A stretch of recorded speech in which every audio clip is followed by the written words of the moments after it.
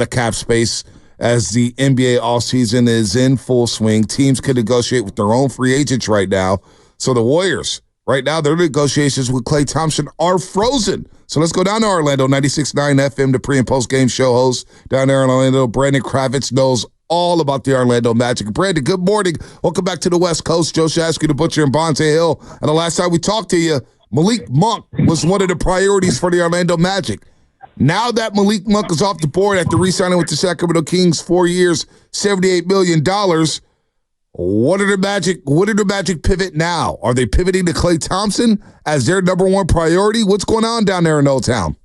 Yeah, it was. Well, thanks for having me back on. Always nice to take a trip out to the West Coast early in the morning. I was disappointed that Malik Monk was off the table so quickly, and honestly quite surprised that he didn't want to at least test the market, even if he ultimately wanted to go back to Sacramento. They would have welcomed him back with open arms. Obviously, they gave him the max they were allowed to offer to Monk. But like you said, he's off the table, so you got to move on to the next.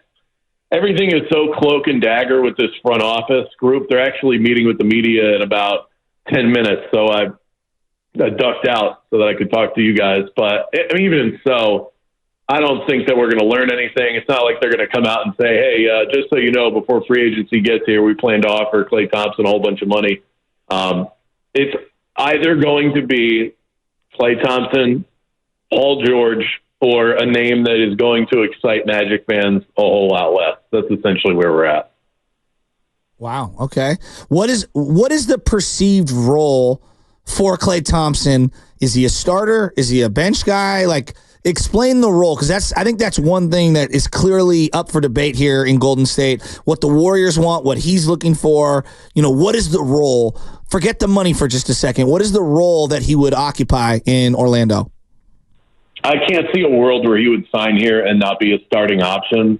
Even beyond just the ego of it, I think the Magic need what he brings to the table, and they need that for as many minutes as they can possibly get it. Klay Thompson would be instantaneously the best three-point shooter on the team by a mile. I saw a stat the other day that if you just looked at last season, and a lot of people are considering this a somewhat washed version of Klay Thompson, last year his made threes would be a franchise record for the Orlando Magic. Not just for this team that's not good at shooting threes, but for the history of the franchise. So clearly that's something they need. Jalen Suggs acted as a pseudo point guard last year. He's not always the guy that takes the ball up. We know in today's NBA, a lot of teams have multiple guys that can do that. There are plenty of offensive sets that have Paolo Banchero or Franz Wagner acting as the lead ball handler, but you'd have Jalen Suggs as the point guard, Klay Thompson as the shooting guard, and you'd finally have a guy that could actually stretch that defense and allow for those drive-in kicks from Paolo and Franz to be much more effective than they've been. Jalen Suggs got better as a three-point shooter. He's still got room to grow as far as consistency goes, especially away from home where he really struggled. And Gary Harris, that's what he's supposed to do. He's supposed to be a knockdown three-point shooter and just tailed off last year. Injuries have been an issue for him as well. So I don't see a world where he wouldn't be a starter for the Magic. Brandon Kravits here on the Morning Roast on 95.7 The Game, works for 96.9 FM in Orlando, pre- and post-game show host for the Orlando Magic. We know you got to run here in a second, but how much money, how many years would the Magic be willing to give Klay Thompson? Would they be willing to give him the 25 per year? Would they go up to $30 million? Would they do a short-term deal where it's $2 million, 2 years for 80? What's the player? What are we talking down there in Orlando when it comes to the money in the years with Klay Thompson? Yeah, that between 2 and 3 years is the often had conversation among Magic fans. But I'll go back to something I said.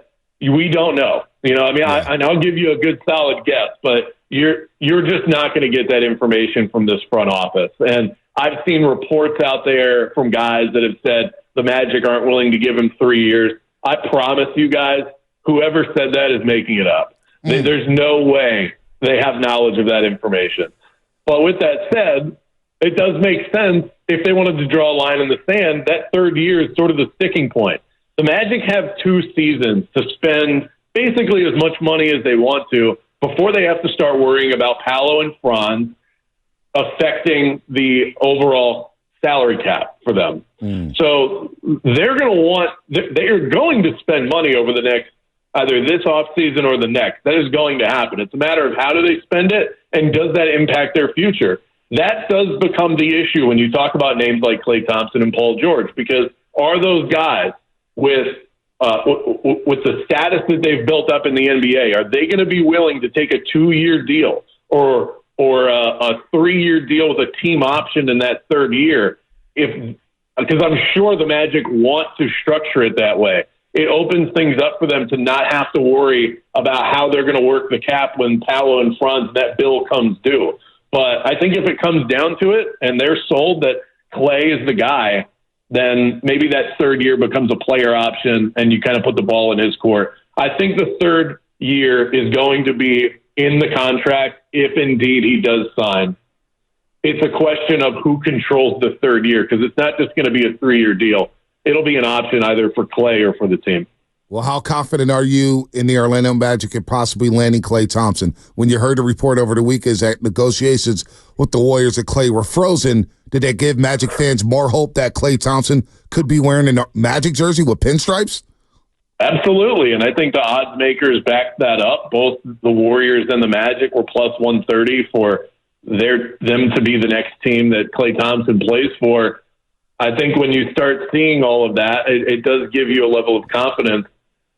Is Klay using the Magic in order to drive up his own price? That's very possible. The way I understand it, Klay is a West Coast guy, so I think to some this may seem far-fetched, but if he's looking for a new opportunity for a team that really needs him, I just don't think he's going to find a better option than the Orlando Magic.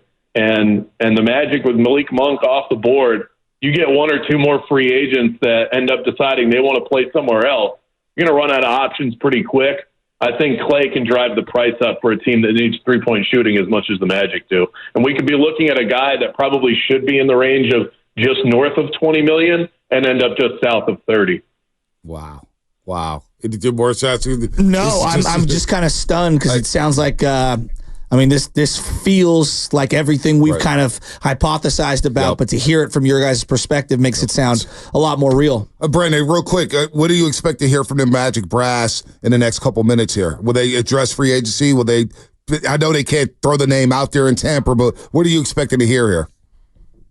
Yeah, I think one of the things that they'll talk about is taking care of the guys that are in-house first. They have a few names that they need to figure out what they want to do with the likes of Markelle Fultz and Gary Harris and Mo Wagner. We're in that period of free agency where you can negotiate with your own guys.